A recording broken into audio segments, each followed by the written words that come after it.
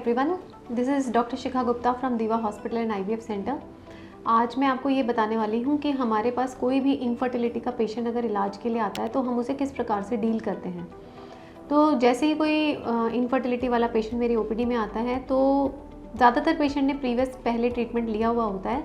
ऐसे new patient जो first time infertility के लिए आया हो, ऐसे पेशेंट्स अराउंड 10 to 20% हैं, और जो प्रीवियस ट्रीटमेंट ले चुके होते हैं जनरली वही पेशेंट्स आईवीएफ सेंटर पर आते हैं।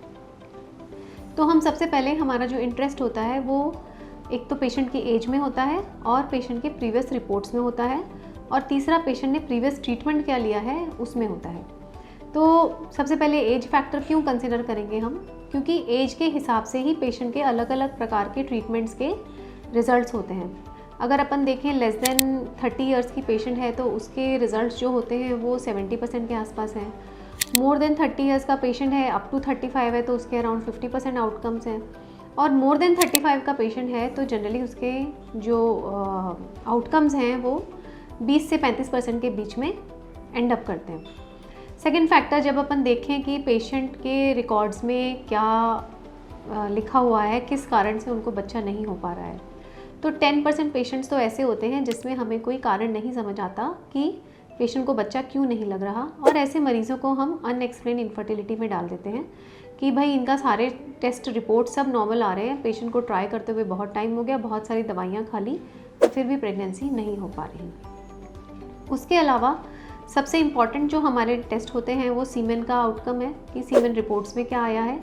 सेकेंड, हमारे लिए ये इंपॉर्टेंट है कि पेशेंट का AMH कितना है। फीमेल का AMH उसके आउटकम्स में बहुत रोल प्ले करता है, और अगर किसी भी पेशेंट का किसी भी एज में AMH अगर 1.5 से ज़्यादा होता है तो हमारे लिए बहुत ही कन्विंसिंग होता है और हम पेशेंट को अलग अलग तरह के ट्रीटमेंट्स एक्सप्लेन कर सकते हैं।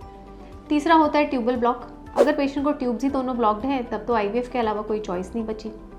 फिर आता है ये सब टेस्ट रिपोर्ट्स देखने के बाद हम देखते हैं लास्ट कि पेशेंट ने ट्रीटमेंट्स कितने करवा रखे हैं और हमें आगे क्या करने की ज़रूरत है। तो जो सिंपलेस्ट ट्रीटमेंट होता है वो होता है पेशेंट को बीज बनाने की दवाई या इंजेक्शन लगवाना। बीज बनाने की दवाई या इंजेक्शन पेशेंट अलग अलग डॉक्टर्स के पास अलग अलग प्रोटोकॉल से लेकर आया हुआ होता है। जनरली अगर पेशेंट ने 8 से 10 बार दवाइयाँ अगर पहले से खा रखी हैं तो हम प्रेफर करते हैं कि हम पेशेंट को कोई भी दवाई ना दें।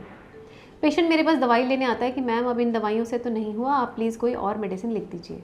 तो मैं आपको क्लैरिफाई कर देती हूँ कि जो मेडिसिन्स फर्टिलिटी मेडिसिन्स होती हैं जिससे पेशेंट्स कंसीव करते हैं वो मेडिसिन्स को हम एक लिमिट तक मैक्सिमम 8 to 10 टाइम्स और at the most 12 times they सकते हैं। उससे ज़्यादा देना पेशेंट के लिए हानिकारक होता है, मरीज़ को ओवेरियन कैंसर होने की संभावना रहती है।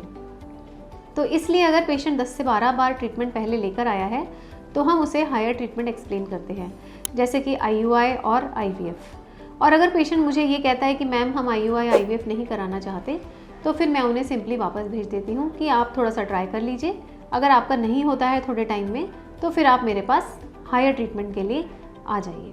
Thank you.